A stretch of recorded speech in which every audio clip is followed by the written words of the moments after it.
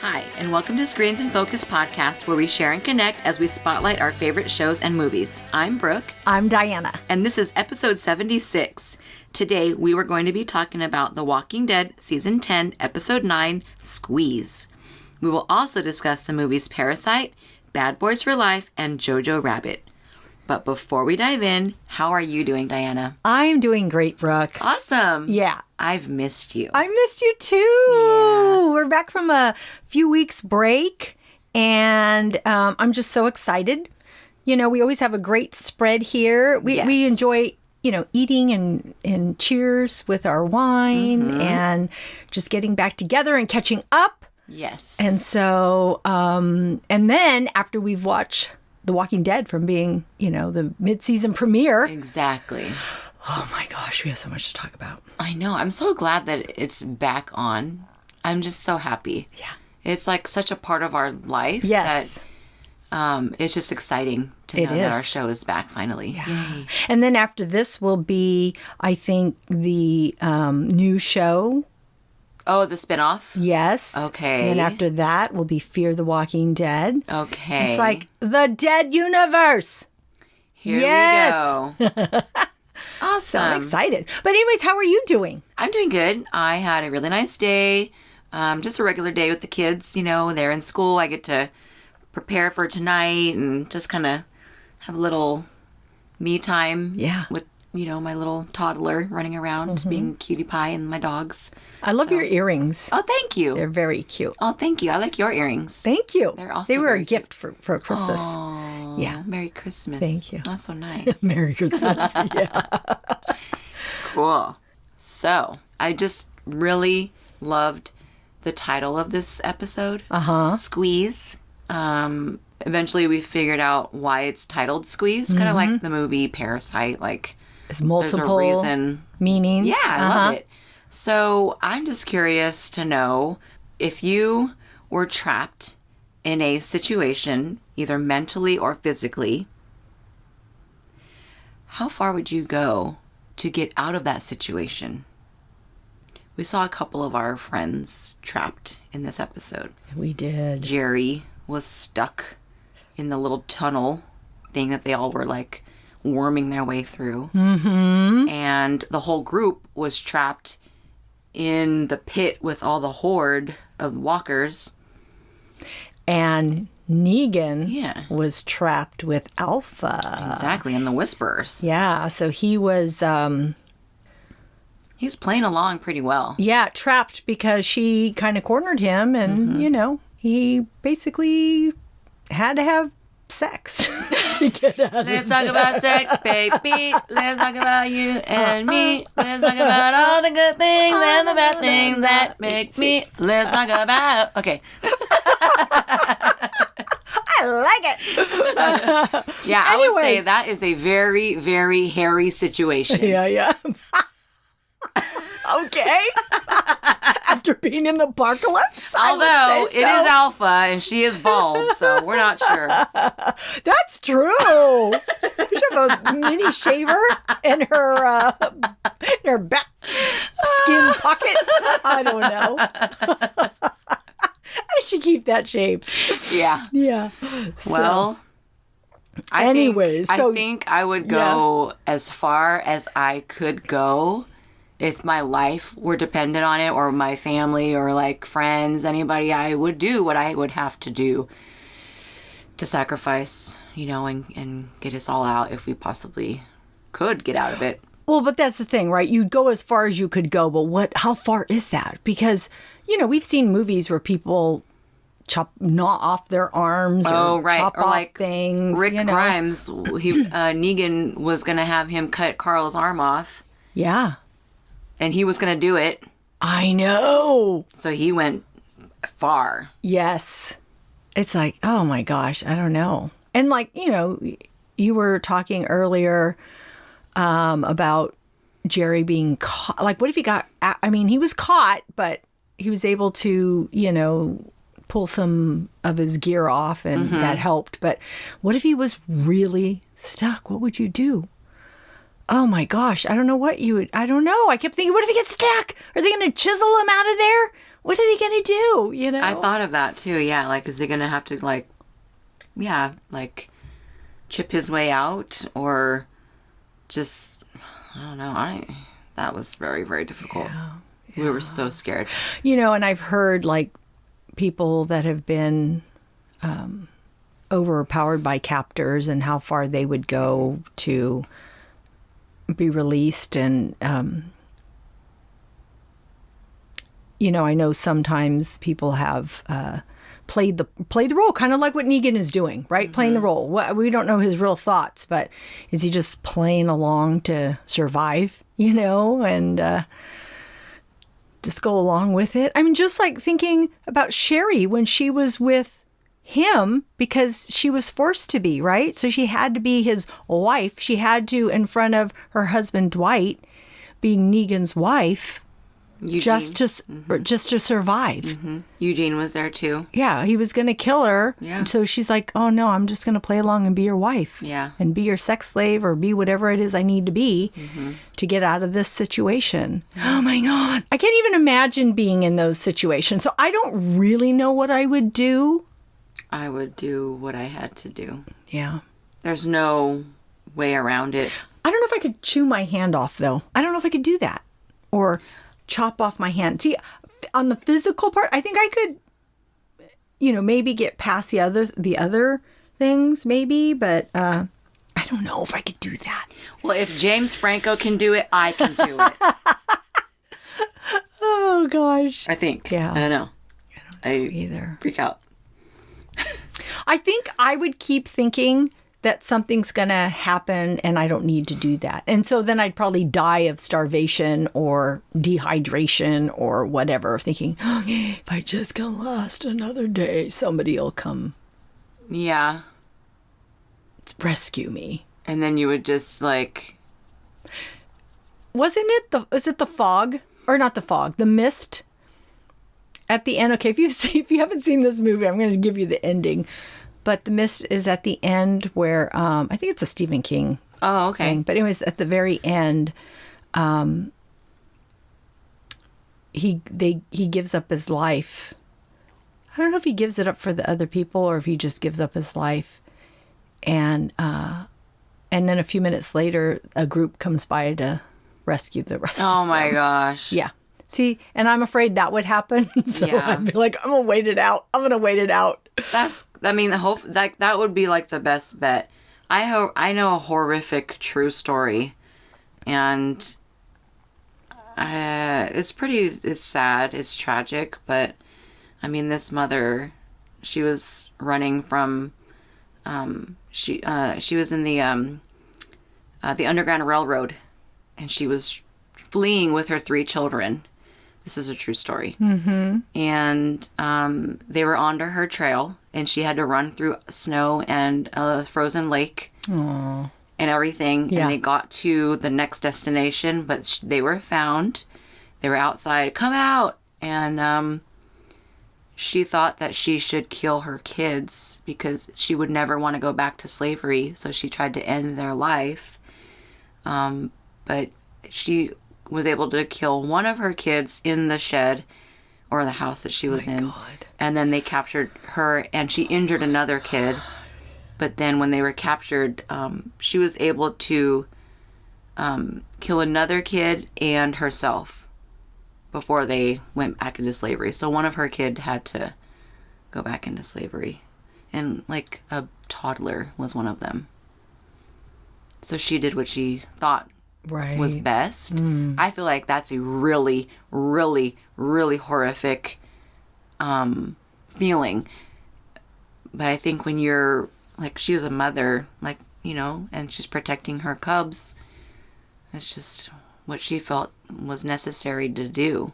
I think as a mom, you know, you can kind of understand that, but it doesn't make sense, right? Because fearful. Like, must have been a horrible, horrible time. Right. And we don't really know. We're not in those positions. I mean, my initial thought is I don't think I could do it. Because, again, I'm always hopeful and optimistic that something, you know, you'll survive or get out of it somehow. Aww, that would be my feeling on it. Yeah. But that just, you know, it's easy to say when you're not in it. Yeah. So what if what she and her kids were experiencing was like so horribly, things you can't even speak of. Yeah.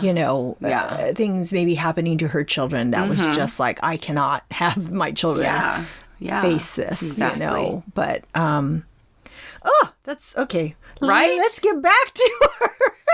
It's a very hard question. Yes. Oh, we thought we were asking a vague question, but really, how far would you go? Yeah, that's true.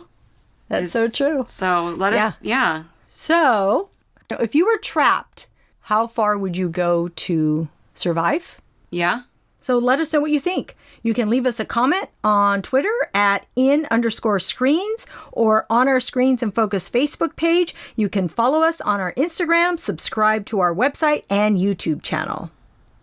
So, Brooke, what were your overall thoughts on this episode? Well, you know what? I was really just excited that our show is back. I keep saying that, but I really, truly am. And this episode was such a good introduction. It was such an adventure, and there were many moments where, like me and my family, we were thinking that someone is going to die.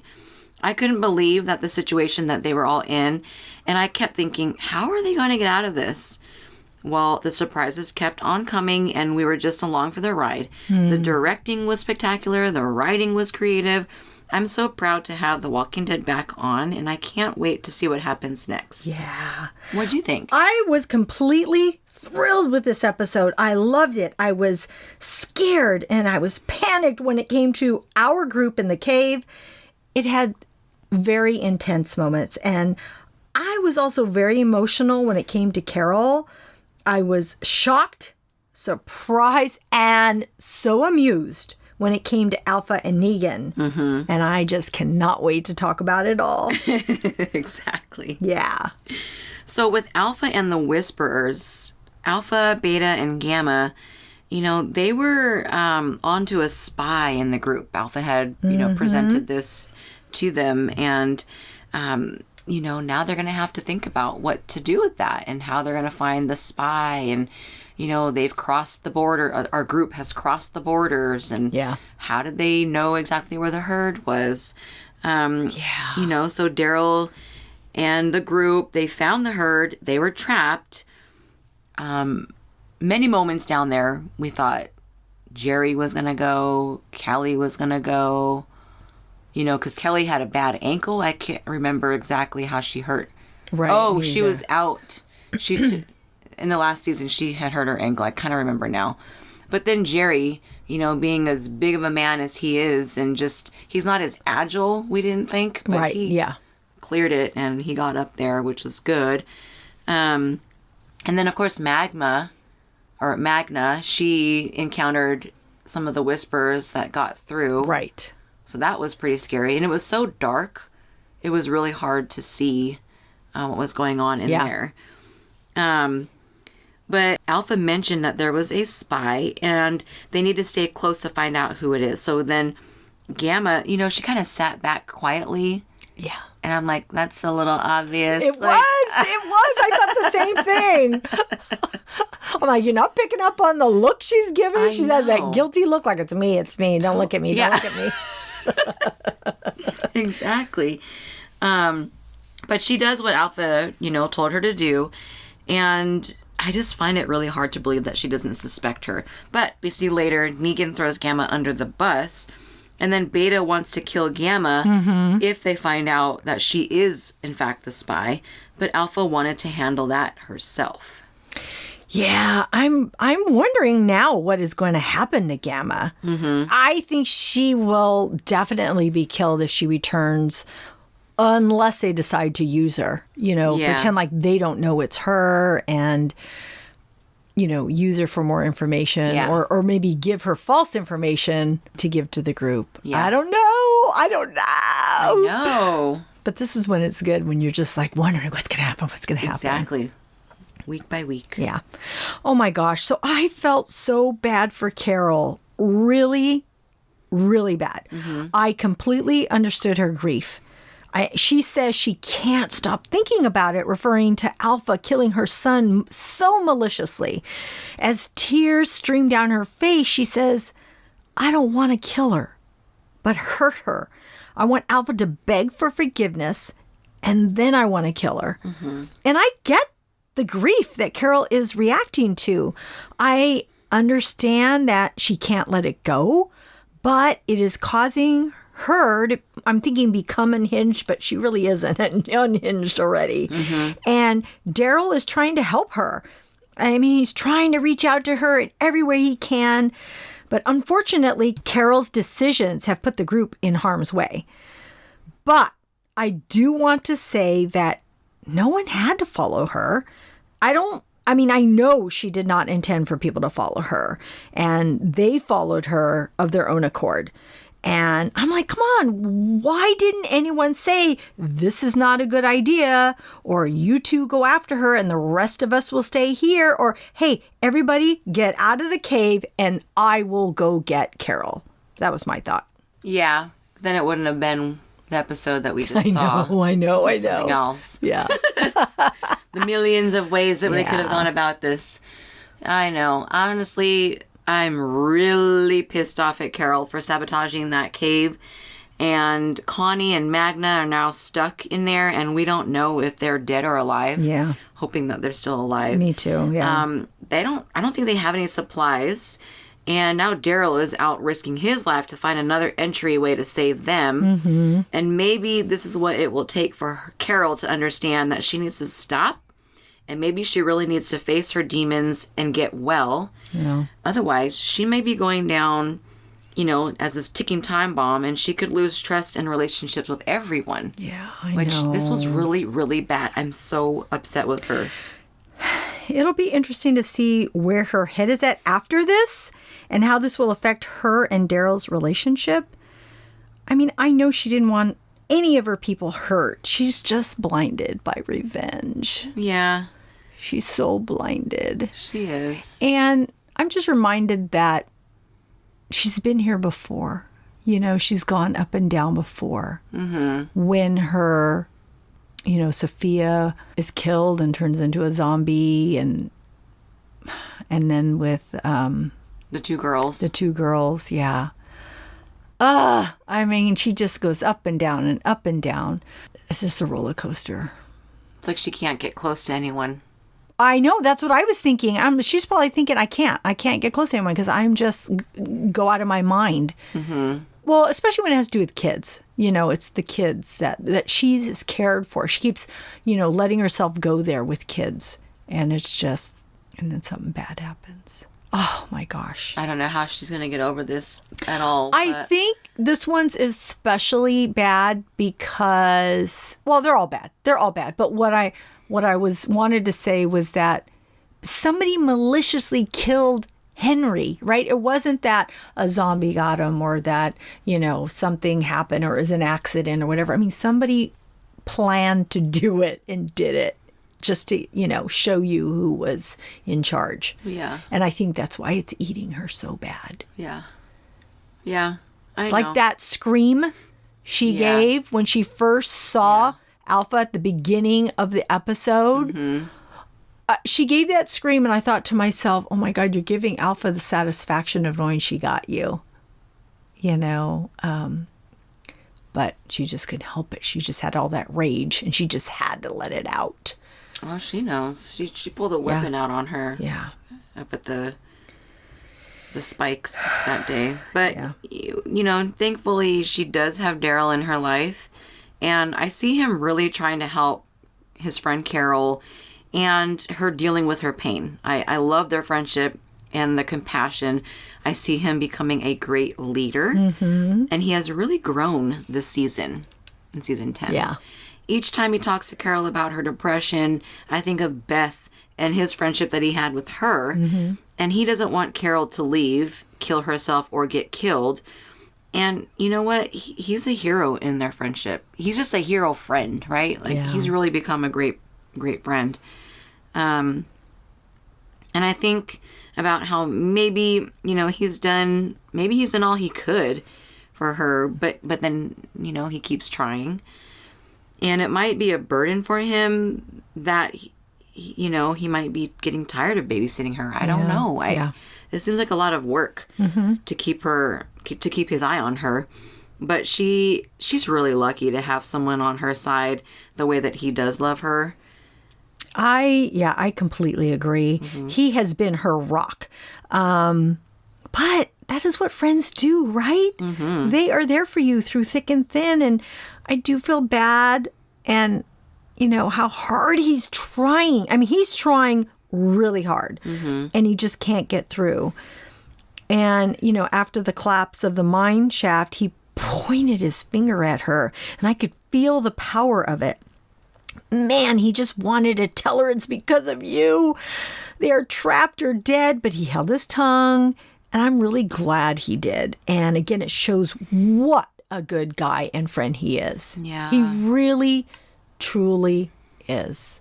And I hope that it does rattle her and bring her back. Yeah. Yeah, I'm just reflecting. I know. Gosh. I know. It's something for sure. Oh my God. Gosh, though, she's really done it now. Yeah. Oh my gosh. So let's talk about Alpha and Negan. Oh, do we have to? I'm just kidding. Okay. This blew my mind. But I kept laughing afterwards. It was totally unexpected, but intriguing. I kept wondering, oh my God, what is Beta going to think? Is he going to get jealous? What's going to happen?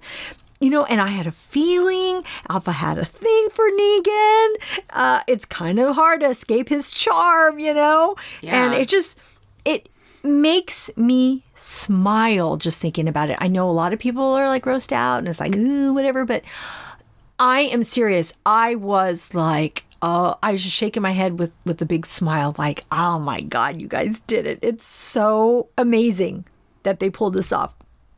And, not sure if kissing her with that mask on smelled any good. Maybe it being dried out. It's okay. I don't know. It seems a little warped, But, oh my gosh. What did you think?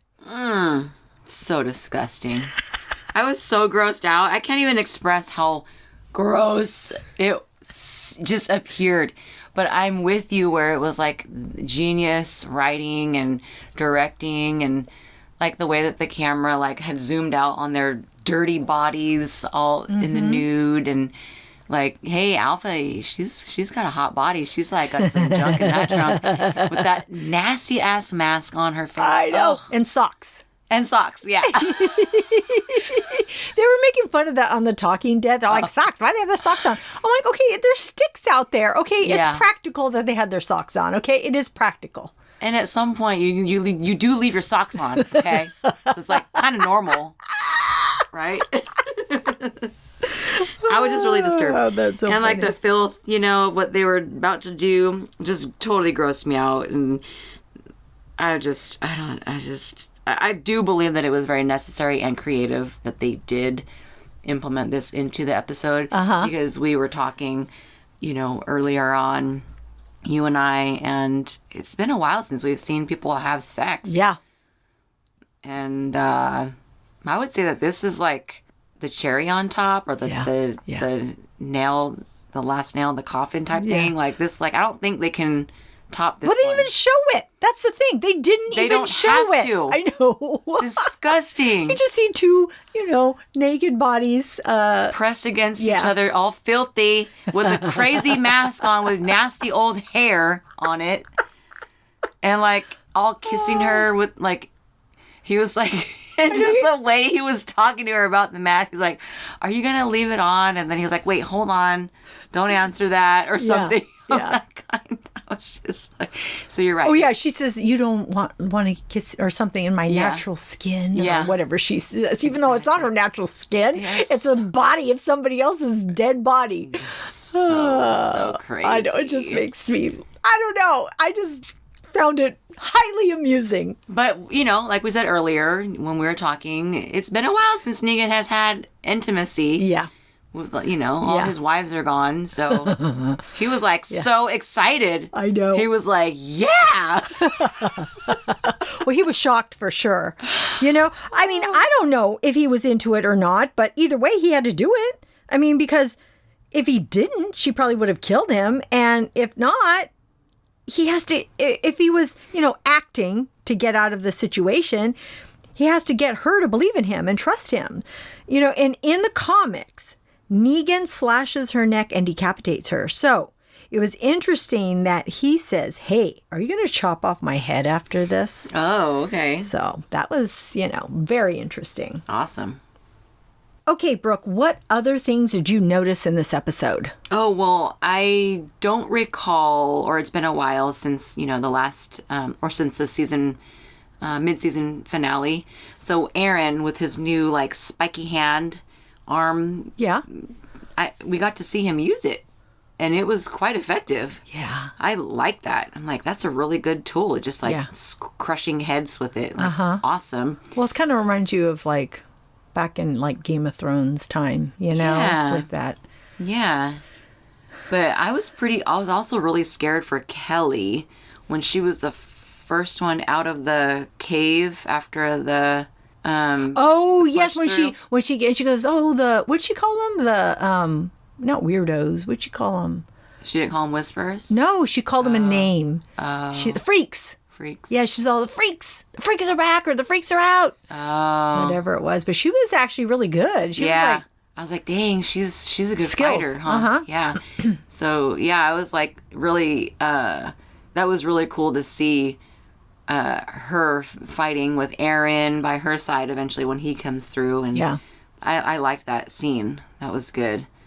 How scary though to just have these freaks coming at you all charging at you. Yeah. You just see daylight after being in the dark for it's like coming out of a movie. Right, that's true. Yeah. But, I did like the directing in this episode. There were cool special effects and that close lens, where it's when they're crawling through and then the camera's backing up when they're getting closer. I like that because it felt very immersive. Mm-hmm. And then with the blood splatter on the screen, I thought that was ooh. So, it's almost like you want to wear 3D glasses, right? And watch go through all of that experience. But I felt really bad, because after the explosion, Kelly is really freaking out that her sister is trapped in there and, makes the decision for the group to leave before the Whisperers all come. I know. They have to leave them. It sucks because I just saw Daryl go at the rubble, clawing his way through, help me. Yeah. But that wasn't gonna, and then the camera zoomed out so you could see, how massive the boulders were, right. The destruction. Mm-hmm. There's no way they're getting in through there, so then he just takes off, and finds another way through. Or wants to find another way through, which I thought was really a smart thing to do, to say, they got out of here another way, so there's another way in. Yeah. I'm like, yes, Daryl. You're good. Yeah, I wonder if they're going to find smart. it. Yeah. So what else did you notice? Oh my gosh. Jerry survived 2 close calls in this episode. I kept thinking that at the mid-season finale, I thought, oh my God, Jerry's trapped. He's going to die. I know. I was so worried. And twice I thought he was a goner. One when he was, stuck in that, tunnel, that shaft, trying to get out, and he's all, I'm stuck, and then all of a sudden those walkers are coming from the side part of the wall, and they're like, they're biting me, biting me. I'm like, oh my God, they're biting Jerry. But they were just biting his shoe. Thank God he had a big thick shoe. And then when he was did it start to collapse? It started to collapse before the even dynamite happened, right? So it was collapsing, and he had to hold that big beam up. Yeah. And everybody was trying to get out. And I thought, oh my God, he's going to get buried. He's going to get buried.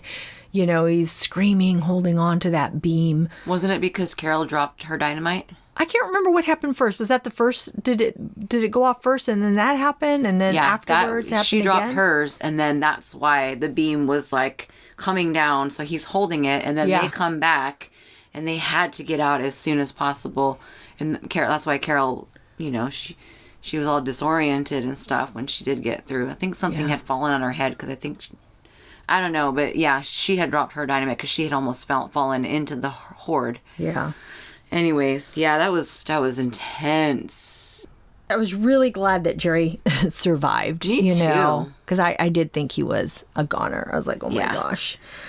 And so also, it was this episode, you guys, I just thought was so intense. So when they first were trapped and they were jumping from rock to rock in the dark with zombies looming underneath, I don't know if I could do that.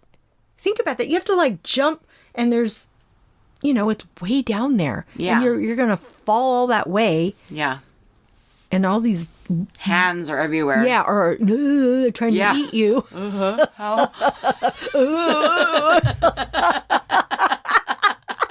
I'm giving great visual effects here. Anyways, and, they have to jump from rock to rock in the dark. Yeah. It's like, what? Yeah. I'm like, oh my. I thought for sure somebody was going to fall. Me too. I mean, really fall. I mean, yes, they kind of fell, but they were all, were able to get out of that. Yeah. And then Carol's freaking out when they get to that mine shaft because she's claustrophobic, which we come to realize. And she's freaking out. And I felt it was real. Yeah. Like, she was having a panic attack and she couldn't even move. Daryl's all, just grab my hand. And she's all, I can't. Oh my gosh. It was so real. Yeah. Done so well. And then that was a throwback to when she was in the CDC. Mm-hmm. Because somebody asked her, I think it was the scientist guy, the doctor guy said, are you claustrophobic? And she says a little or something. Because they went down below ground? I think so. I don't remember the exact timing of it, but I know he did ask. So they kind of saved that from the beginning and then they pulled it out and used it here. So I thought that was kind of cool. That's good. Yeah. Keeping notes of her traits. Exactly. Yeah. And I also felt that this episode showcased Connie's kindness when she helped Carol settle down and wrote, "You are okay." Oh, I thought it was the sweetest thing. I know. She's just trying to calm her down. Yeah. And then she was the one, when everybody was getting out, she was the one that said, I have to go see if they're okay. And that's why Magna went after her too. Because Connie's all, I want to make sure Daryl and Carol see if they need my help. I need to make sure they're okay. And then Magna went after her. Did Magna say something like you don't even really know her? Oh, I didn't hear that. I don't know. Maybe. Something is in my mind that she was kind of like, I don't know, a little spiteful that she was going after her. Something but that it was Daryl too. Something that had happened where I was like, oh, Magna's kind of she's just kind of. Oh, maybe it was when she wrote in her hand. I don't know. Because Magna did tell her something, which, okay, I know she was probably right, but I didn't like it because I don't like anybody telling my Carol's thing. Yeah. Well, don't you tell Carol anything. Yeah. Magna. Yeah. But, I don't know. She has her own. Magna, you didn't have to run in there. You didn't have to. Yeah.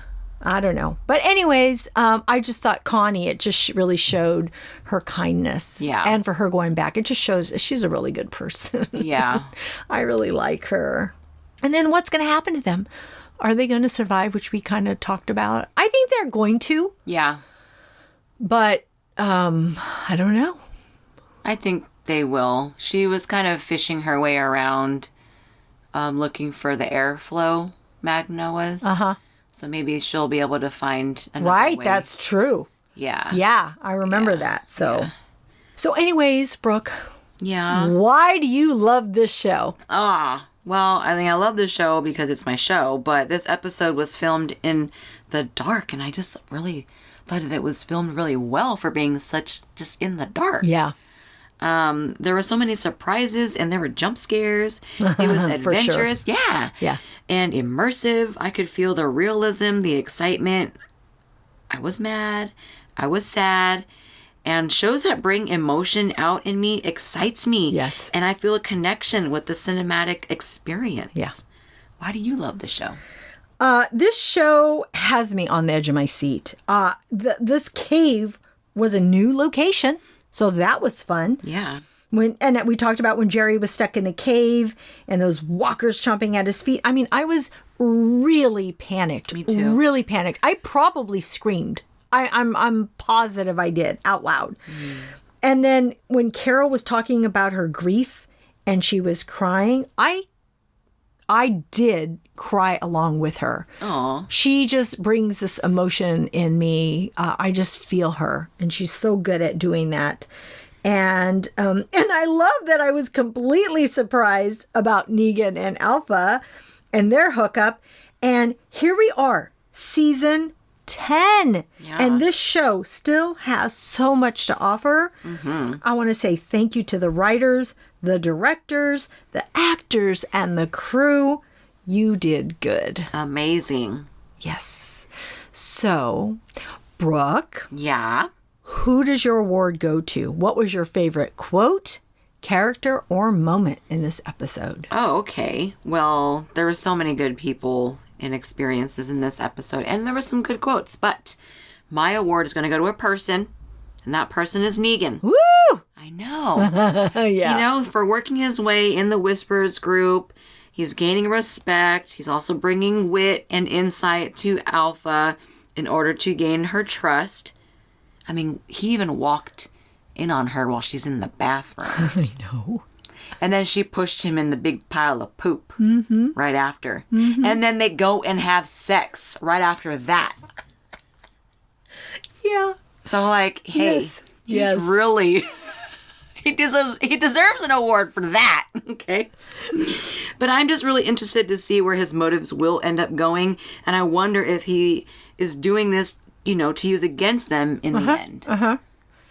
But I think he did a phenomenal job, just like getting close. I mean, he got to the ultimate closeness with the boss lady. Right.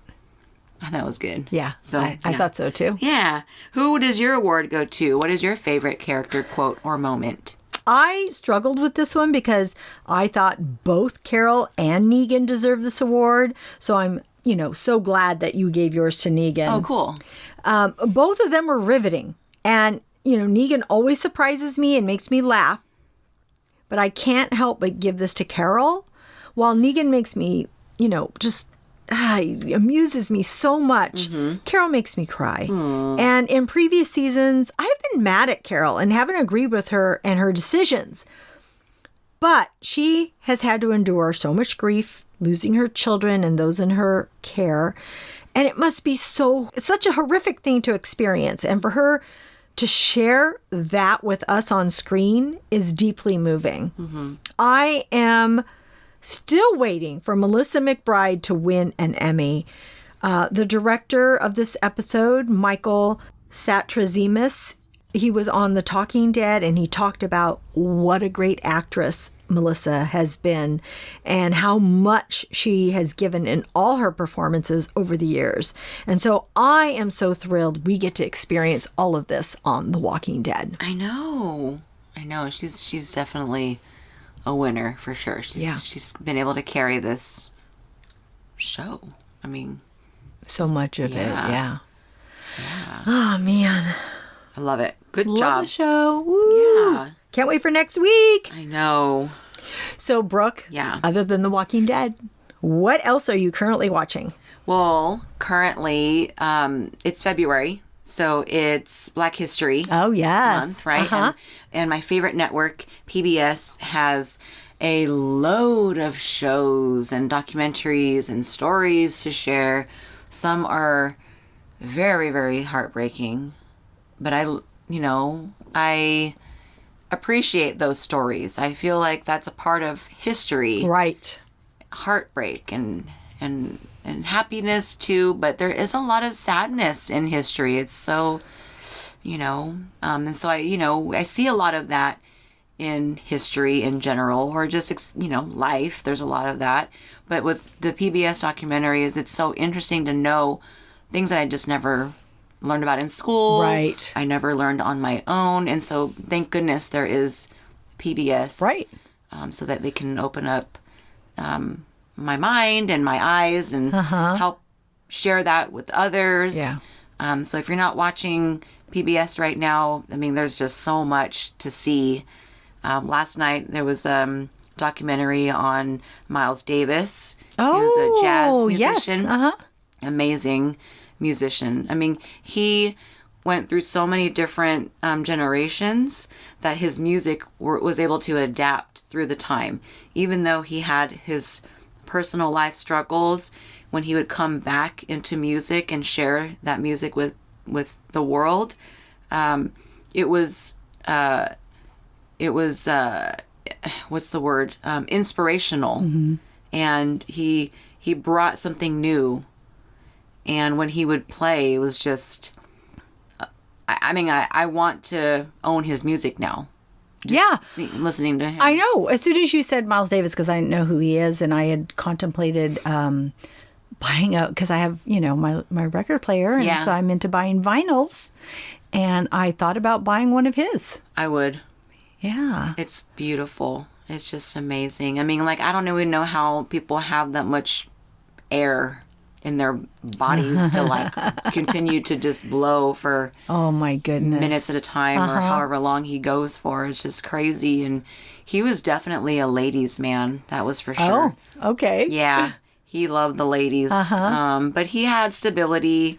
Music really was in his soul. It was just part of who he is, or was, and his legacy will continue on. Right. And then I watched another documentary.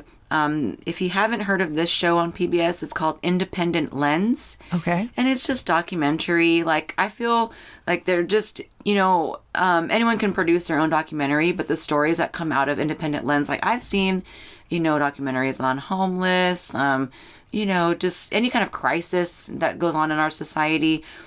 This particular one was on lynching in the South. Oh, gosh. And it was like, obviously like slavery, but then 1940s with the Ku Klux Klan, and then the millennial lynching. It still happens, just in a different way. Oh my gosh. But it does happen, and it was terrible, these stories. But there's a theater director.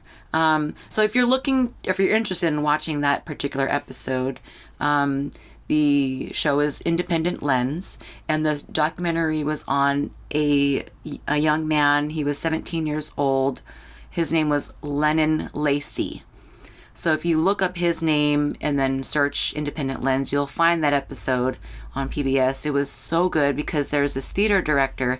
I don't have her name with me right now, but she does reenactments on the stories that have happened in the South. So she goes to those southern states and towns and does the lynching reenactments that is part of that town's history. Yeah. And oh, gosh. When I was like, I watch TV and I kind of multitask a little bit. Mm-hmm. And I'm like over there stretching. I do my yoga and stuff at night. And then I hear what's happening and I'm like, wait, what is this? It was so realistic. I did not know that this was acting for a minute, because I like turned away for a little bit, went back, and I'm like, wait.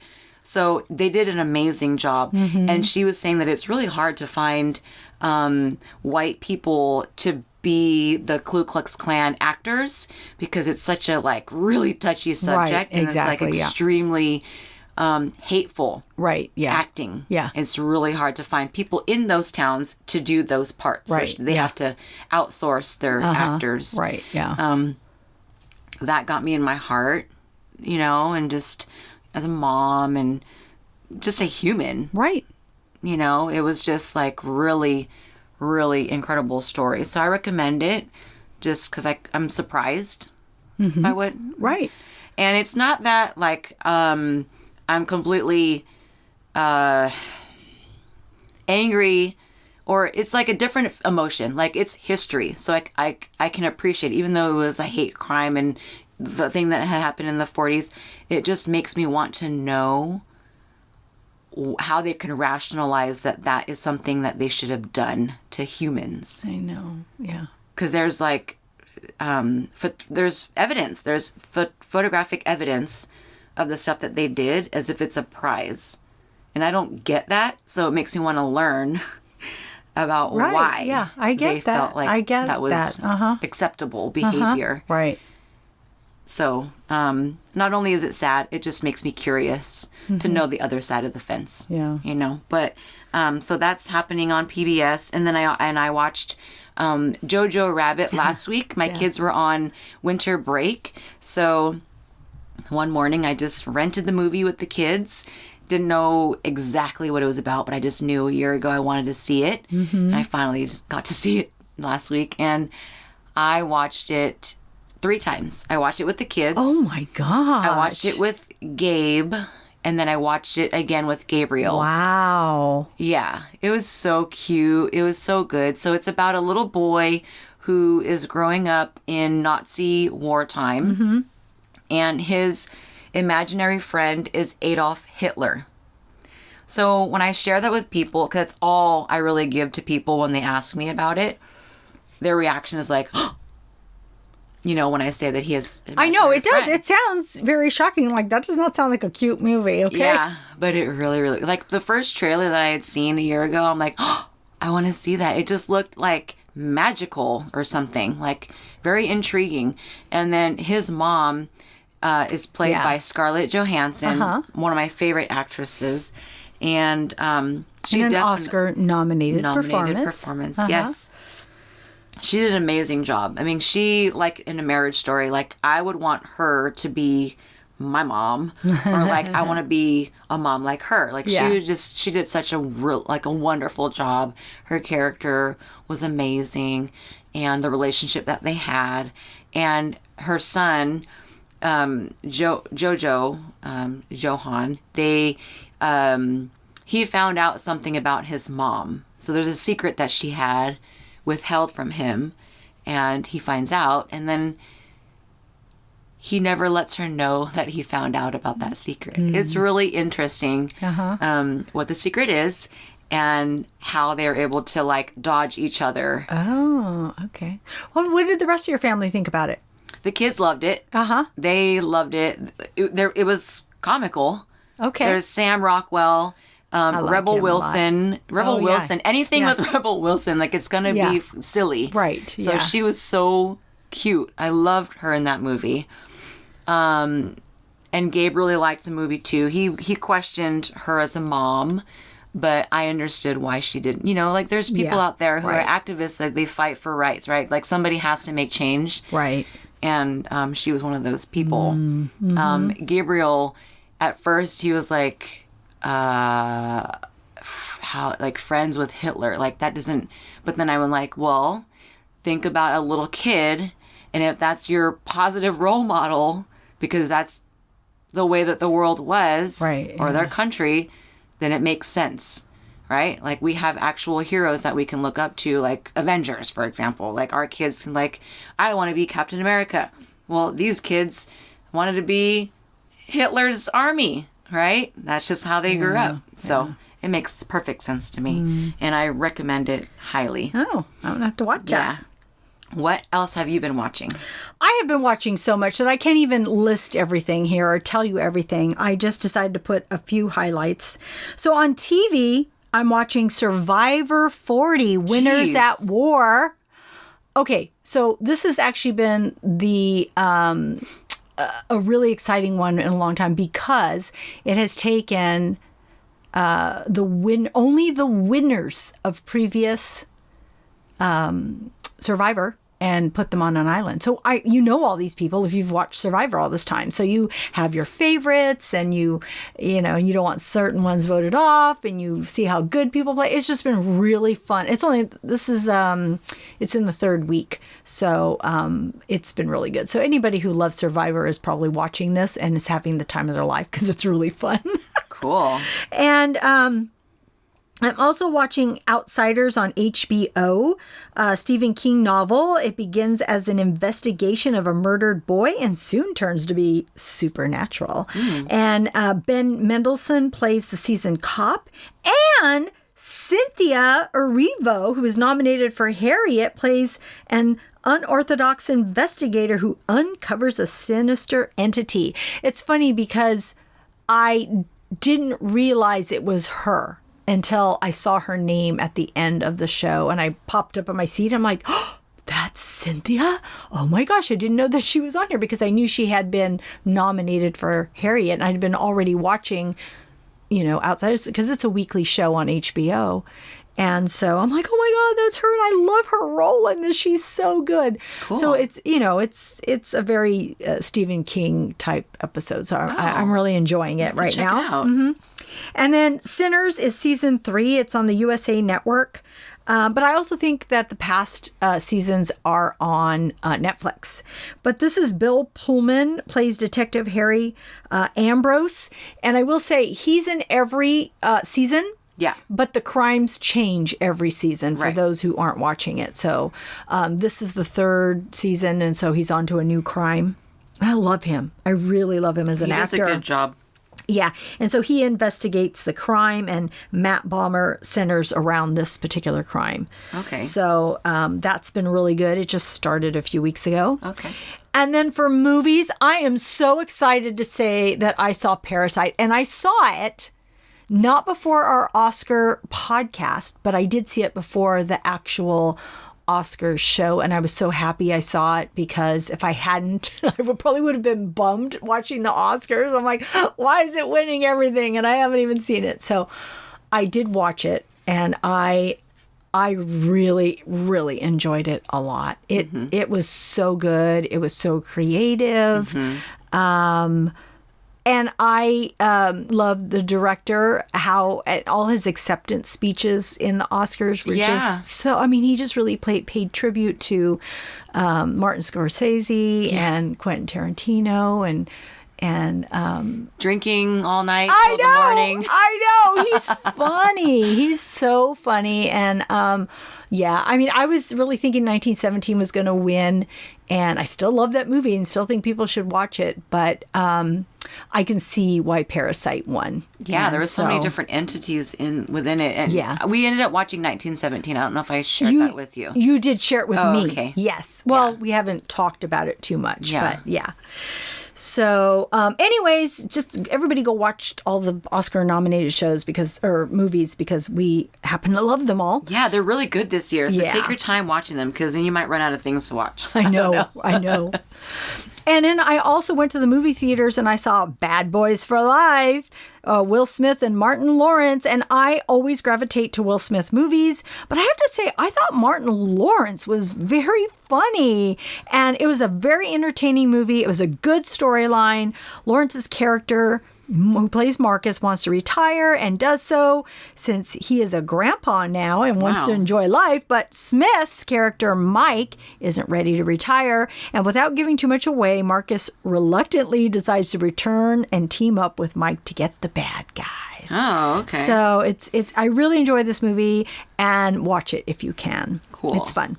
On DVD, because we do still watch DVDs, we watch Zombieland Double Tap. We rented it. Oh my God, this was so funny. Yeah. We just saw it. And it's really good to see Woody Harrelson and Emma Stone and Jesse Eisenberg and Abigail Breslin reprising their roles. Mm-hmm. And of course, it shows them 10 years later, trying to survive. And it's hilarious. I thought it was just a really fun thing to watch. Yeah, it was cute. Yeah, it was really cute. And showing them turn into zombies was so funny. I know. Rosario Dawson was in it. And yes. Bill Murray had a cameo. Encore. Yeah. Yeah, that was very good. Yeah.